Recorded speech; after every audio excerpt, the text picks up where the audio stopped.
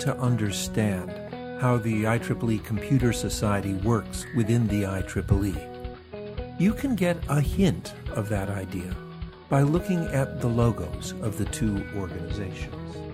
Graphically, the two elements are quite similar, with a central thrust in the middle and a circular shape around it. But once you start interpreting them, you see something quite different. The IEEE logo represents a physical phenomena, and the central thrust represents the direction of current flowing through a wire. And the circular shape represents the magnetic field around that wire. It is a right-hand rule, and it represents a lesson learned by students in elementary electricity and magnetism courses.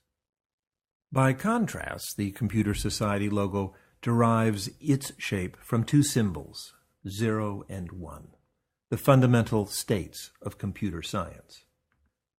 If we think of them as representing physical quantities, we think of them as being on and off, or in some implementations, plus 5 volts and minus 5 volts.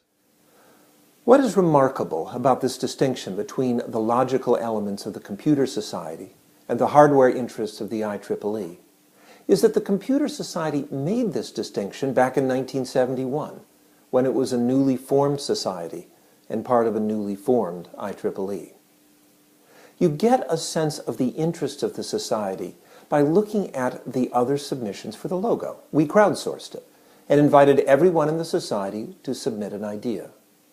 Many of those ideas were drawn from traditional engineering ideas. A few came from the aerospace industry and the dominance it had in the engineering world.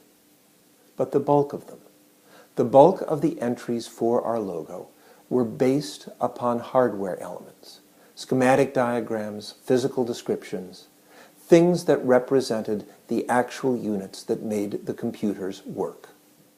If you look at the pages of Computer Magazine, you see, in fact, that the major topics of discussion are those of hardware.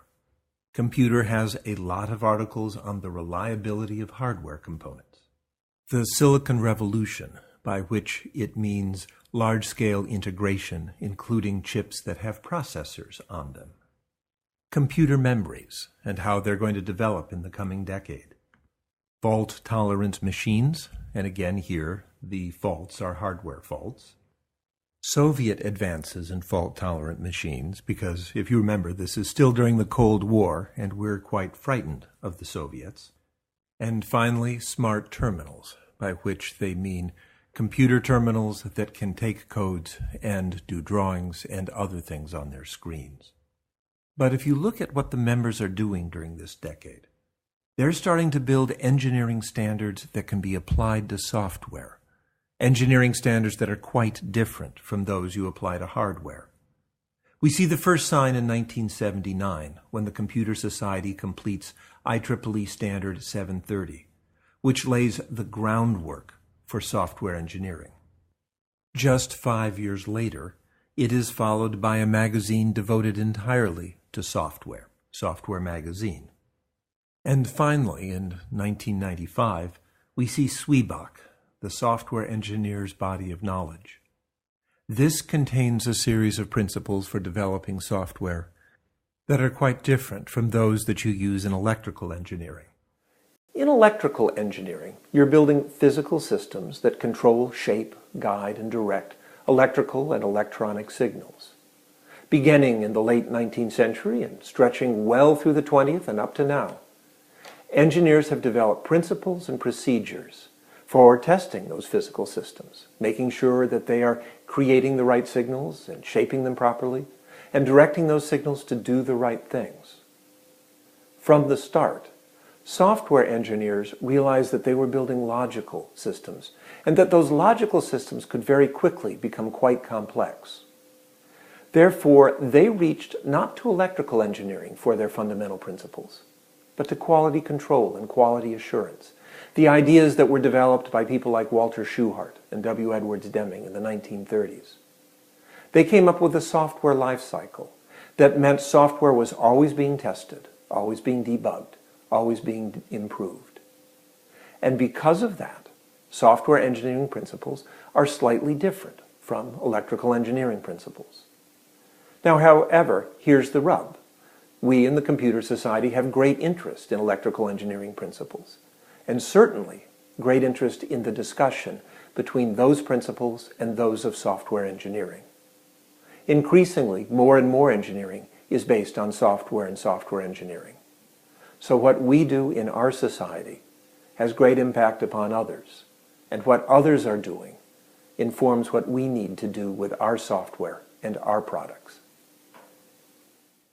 So when we went to crowdsource our logo back in 1971, we perhaps shouldn't be surprised that the result looked like the logo of the IEEE. The winning submission, as you can see, didn't look much like the current logo. In fact, what happened was that this idea, which came from Kenneth Simon of Litton Industries, was given to a staff graphic designer who neatened it up and came up with the idea that we now use as our logo. The staff member pulled it a little bit closer to the IEEE, seeing a commonality between the two. We first used this logo in June of 1971 on the cover of Computer Magazine, unfolding it as our identity for the future. So this, I think, helps illustrate our relationship to the IEEE. We are connected by good engineering principles, but one of our key set of principles are those of software, which aren't quite the same as those of electronic devices. And so we're working together, because of course software is increasingly important, and we also have a strong interest in hardware.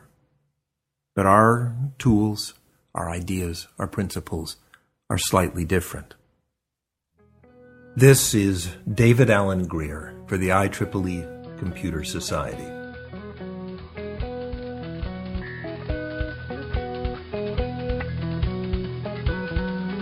There is one of the crowdsourced entries to that 1971 contest that designed the IEEE Computer Society logo that I find a complete mystery.